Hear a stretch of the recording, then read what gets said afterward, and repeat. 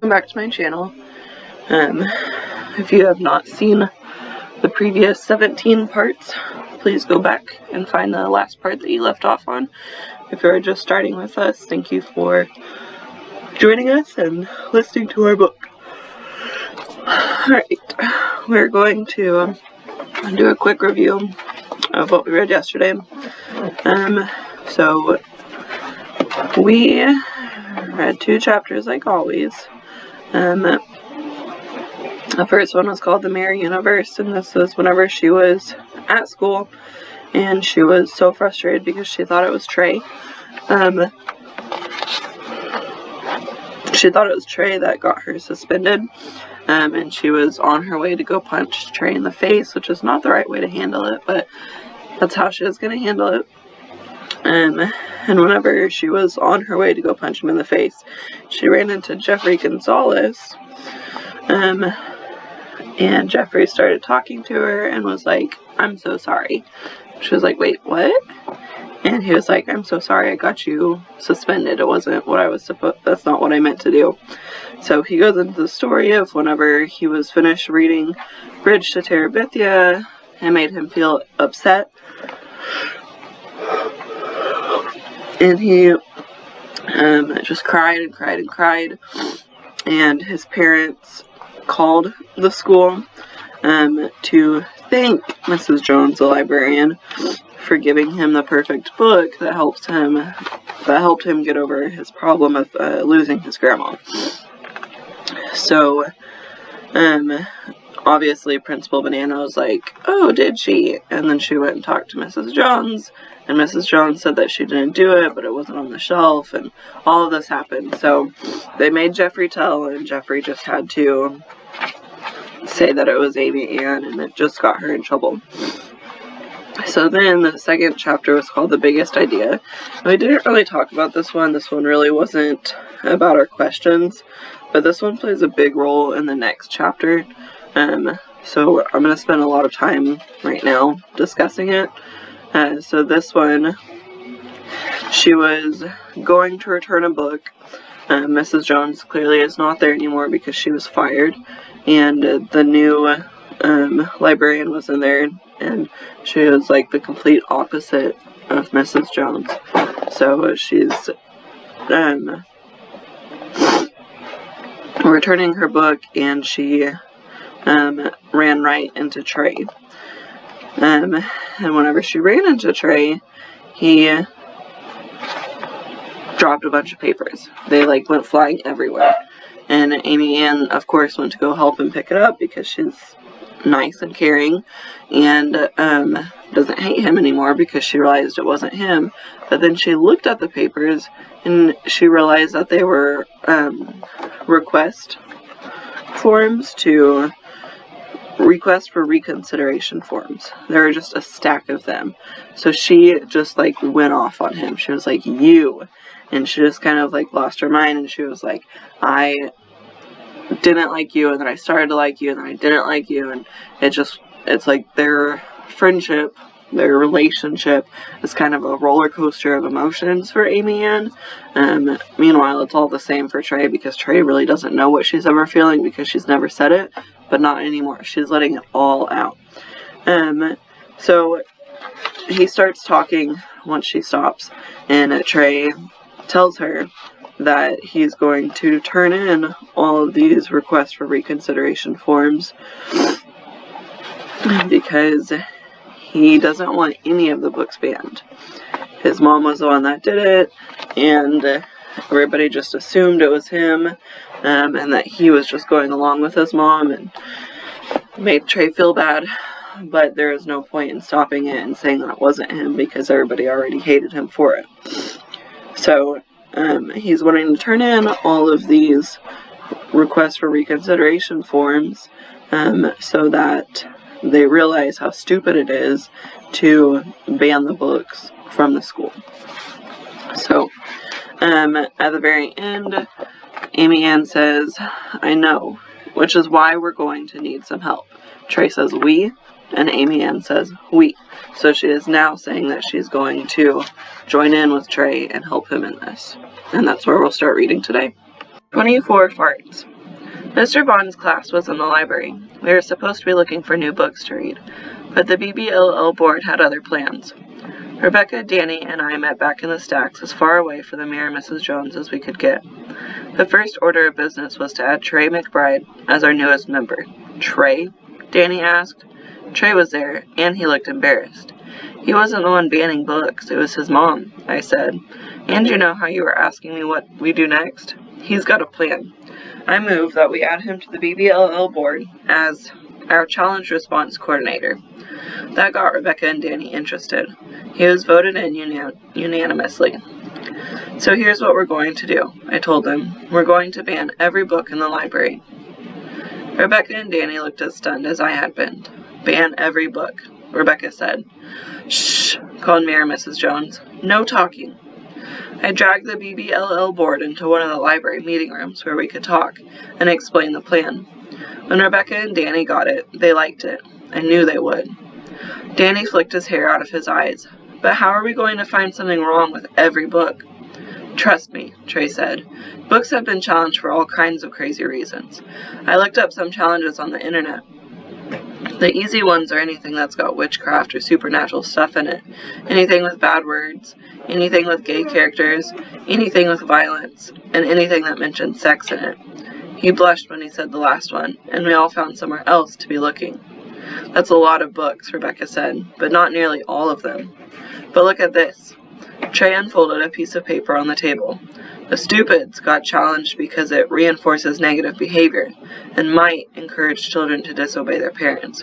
Here's a riddle book that got banned because it made kids who couldn't figure out the riddles feel bad. My Teacher is an Alien got challenged because it portrays the main character as handling a problem on her own rather than relying on the help of others.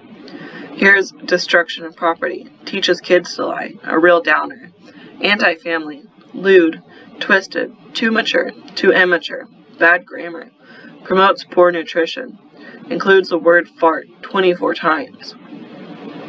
Danny snorted. What book is that? Walter the Farting Dog? Oh, sure, Danny said, and we all nodded. Look, the point is, once you ban one book, somebody, somewhere, can find a reason to ban every book, I said. I looked to Trey, and he nodded. Even Where's Waldo had been banned because somebody found one little woman sunbathing face down with her top off, Trey said. We just have to start thinking like people who see stuff everywhere that bothers them. So, I just have to pretend to be my grandmother, Rebecca said. Or my mom, said Trey. Okay, so this chapter really plays into the last one that was called The Biggest Idea. So, it seems like they've gathered forces, they've gathered the BBLL forces, and are now discussing what their bigger idea is going to be. Which, I want you to think about it. What is the bigger idea? What's their plan? What are they going to be doing? Right, they're going to be banning all of the books. They're going to try to ban all of the books.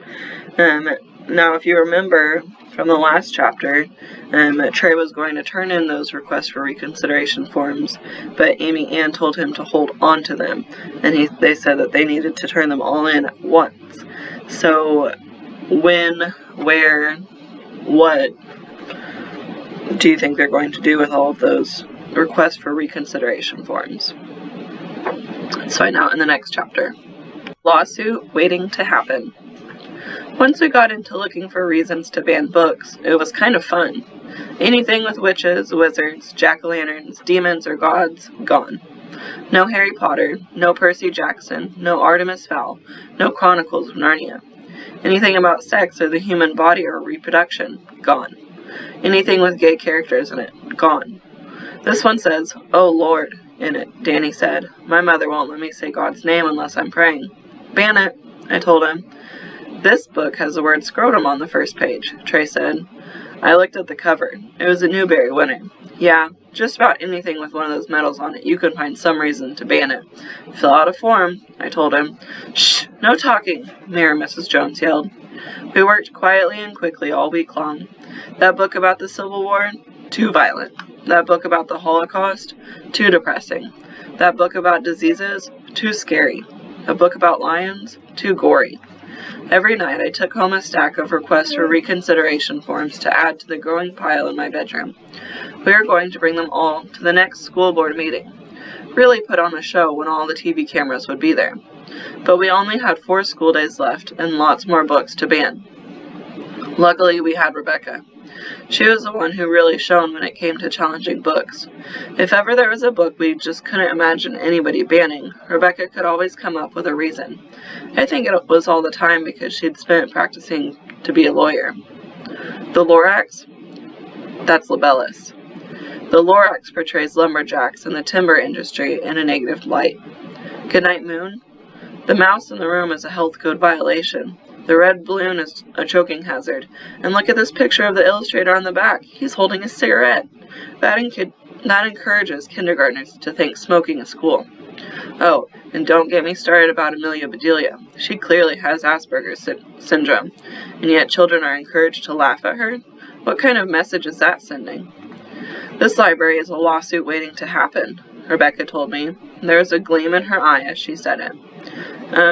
Rebecca, you do remember we're doing this as a prank to prove a point, right? Not to actually do it. Right, of course, Rebecca said. She looked a little sheepish, but went back to the book challenging with gusto. Danny filled out a form for Frog and Toad are friends. What's wrong with Frog and Toad? I asked him. They're a gay couple, he said. Oh, come on, I said. They are not. They're just friends. That's what you say, Danny told me with an evil grin. To me, it's subversive promotion of a gay lifestyle.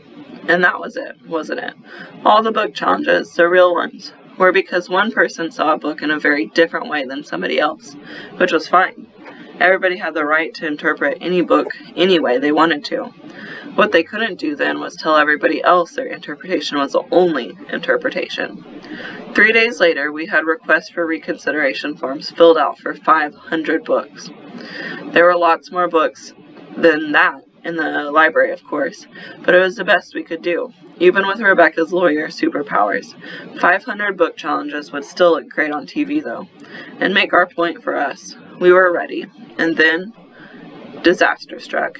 And by disaster, I mean my little sisters, which amounts to the same thing. Let's stop and talk about this. So I'm going to highlight this. All the book challenges, the real ones, were because one person saw a book in a very different way than somebody else, which was fine. Everybody had the right to interpret any book any way they wanted to. What they couldn't do then was tell everybody else their interpretation was the only interpretation. So this really stood out to me because this is exactly what this book is about, right? So, and this is how all arguments and opinions get skewed and just brought out because someone doesn't agree with what somebody else either said or wrote, and they like to think that it's their opinion that matters more and that their opinion is the only opinion that matters. But we live in a world where we have the freedom of speech. We can say and do what we want, under certain circumstances, but we don't have the right to say that our opinion is the only opinion. Just like Amy Ann is saying, they don't have the right. What they couldn't do was tell everybody else that their interpretation was the only interpretation. So the book that really turned this around for her, that really made her think, what I have highlighted here, is Frog and Toad are friends. So Danny is saying that Frog and Toad are a gay couple. That it's, what'd she say? A promotion of a gay lifestyle. And she's like, no, they're not. They're just friends, right? But that's what this is all about, is just one opinion. Only their interpretation matters. So they're going to get that book banned for everybody else who may not have even ever had thought that as an interpretation. And then the biggest thing happens, and then disaster struck. And by disaster, I mean my little sisters, which amounts to the same thing. So that's going to be one of our questions, kind of a, what do you think is going to happen? Why are her sisters such a disaster? So, join us tomorrow for the next chapter.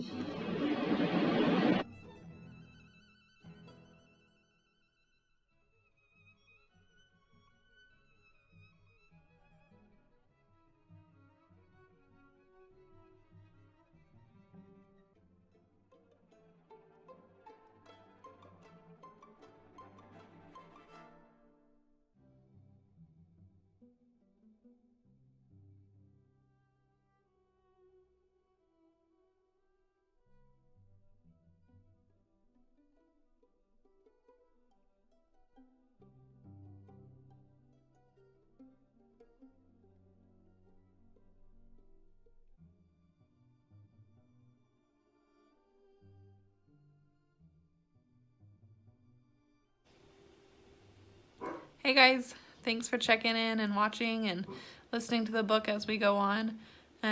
Make sure that you're washing your hands and staying safe and staying clean during this time, and we'll see you when we see you. Bye.